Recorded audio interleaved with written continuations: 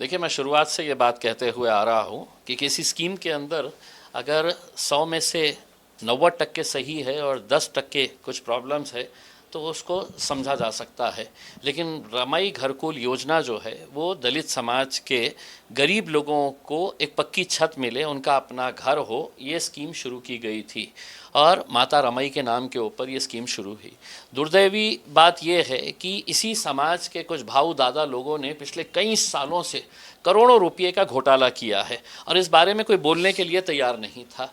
मैंने पिछले 1.5-2 साल के अंदर इसकी पूरी जानकारी निकाली तो मुझे ये बात समझ में आई कि इसमें कैसे समाज के बड़े तथाकथित नेता, महानगर पालिका के अधिकारी, समाज कल्याण विभाग के अधिकारी और कुछ बैंक्स और पद संस्थाएं मिलकर ये पैसा गरीब एससी समाज का कैसा लूट रहे हैं, खा रहे हैं और इन्हें कोई रोकने वाला नहीं है।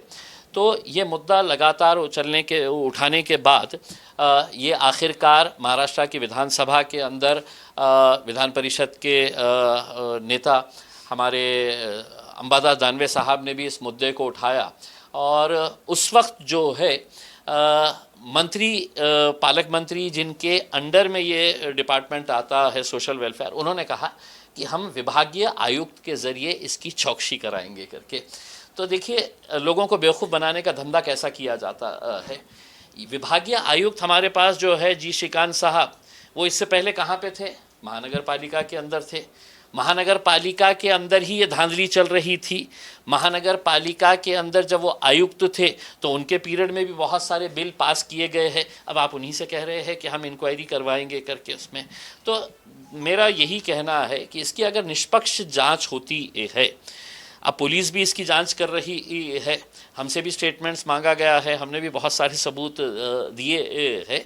तो अगर ये सही तरीके से इसकी जांच होती है तो बहुत सारे अधिकारी भी जाएंगे, इसमें बहुत सारे समाज के बड़े बड़े नेता भी जेल जाना चाहिए। तो अब देखना यह है कि हमने अपना काम कर दिए है, अब एजेंसीज कैसी इंक्वायरी करती है। जी, महाराष्ट्र में यूसीसी के लिए 7 सदस्यों की टीम में ये कमेटी बनाई गई है, क्या कहना है? देखिए, हमने यूनिफॉर्म सिविल कोड का हमेशा से ही विरोध किया है और उसका मकसद ये है कि इस देश की खूबसूरती इसी बात के अंदर है कि यहाँ पे अनेकता में एकता है। दुनिया के अंदर कोई ऐसा देश नहीं है जहाँ इतनी भाषाएं बोली जाती है, इतने रंग के लोग होते हैं, पहनावा सबका अलग अलग होता है, खाने पीने के तरीक़े सबके अलग अलग होते हैं। तो यही ब्यूटी है हमारी इस हिंदुस्तान की, इस ज़मीन की और इसकी मिट्टी की, इसकी खुशबू यही है। लेकिन जब से भारतीय जनता पार्टी आई है, ये चाहते हैं कि बस हमारा ही अपना कानून रहे, राज रहे करके। तो इससे जो है ये देश को कुछ फ़ायदा होगा ऐसा नहीं है।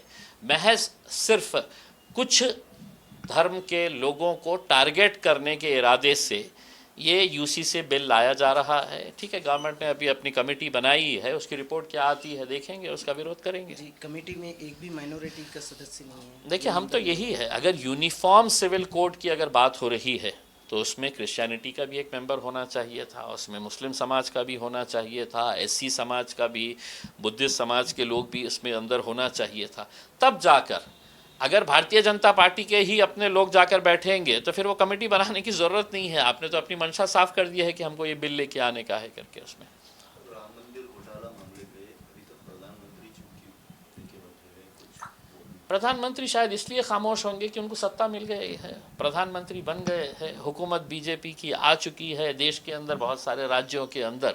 अब भगवान राम इलेक्शन के वक्त में याद आएंगे, उसमें उनके दान पेटी से अगर चोरी हो रही है तो मोदी जी इसका मुद्दा जो है वो इलेक्शन के टाइम के ऊपर भुनाएंगे, फिर भगवान राम को सामने लेकर आया जाएगा और फिर वही राजनीति अपनी खेली जाएगी। राम मंदिर ट्रस्ट वाला मामला जो है तो उसको लेकर सुप्रीम कोर्ट में एक याचिका दाखिल की गई है और कहा गया है कि इसकी पूरी जांच सीबीआई की एक ही टीम से करवाई जाए। देखिए, ये दुर्भाग्य की बात है कि इस देश के अंदर जिस अयोध्या मूवमेंट ने इस देश का पूरा माहौल बदला था, वहाँ पर जिस भगवान राम के नाम के ऊपर आज भारतीय जनता पार्टी, शिवसेना और ना जाने कितनी ऐसी पार्टियाँ अपने राजनीतिक दुकानें चला रही है, वहाँ पे चोरी हो जाती है और किसी को सुप्रीम कोर्ट जाना पड़ता है, इससे बढ़कर दुर्भाग्य की क्या बात हो सकती है।